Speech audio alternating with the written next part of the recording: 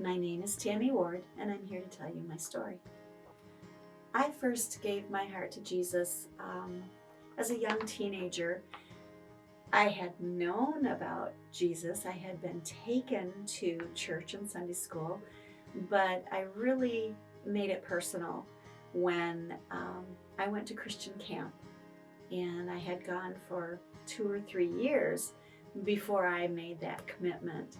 But I was in my 14, 15-year stage where, teenagers don't want to hear what they need to hear.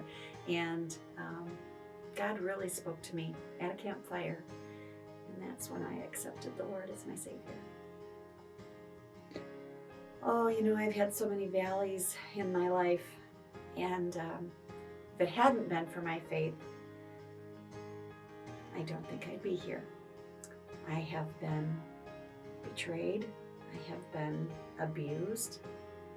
I have been, like everyone else, lied to and used inappropriately. And, no one enjoys realizing that the people they thought were there to love and protect them didn't.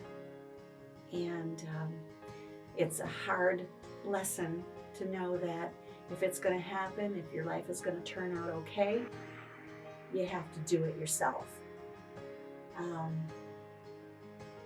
And that's really not the lesson, because after knowing Christ and coming to realize His love and grace and mercy and protection, we're not in this alone. I didn't have to do this alone. He was always there with me. I have had numerous children go through my home, and most of them keep in touch, which is really kind of nice, but there are a few of them that have not, and my fear is that they haven't because they don't know the Lord.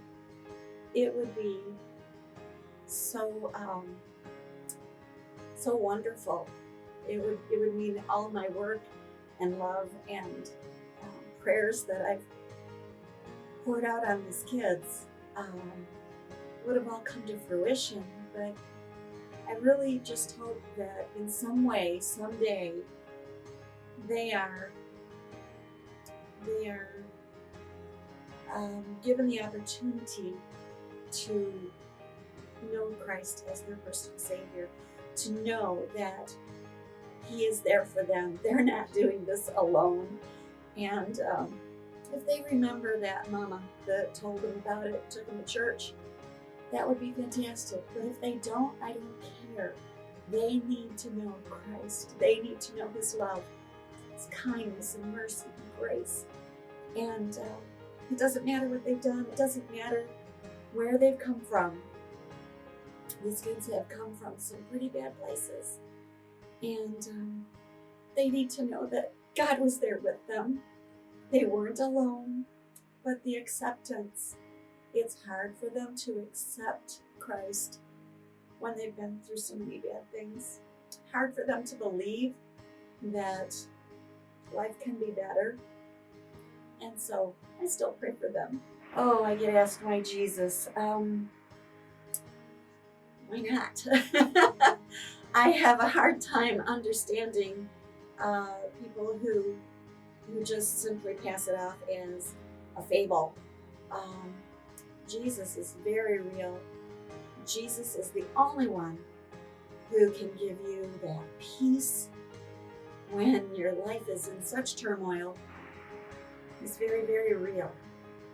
And I have no doubt at all. Why not Jesus?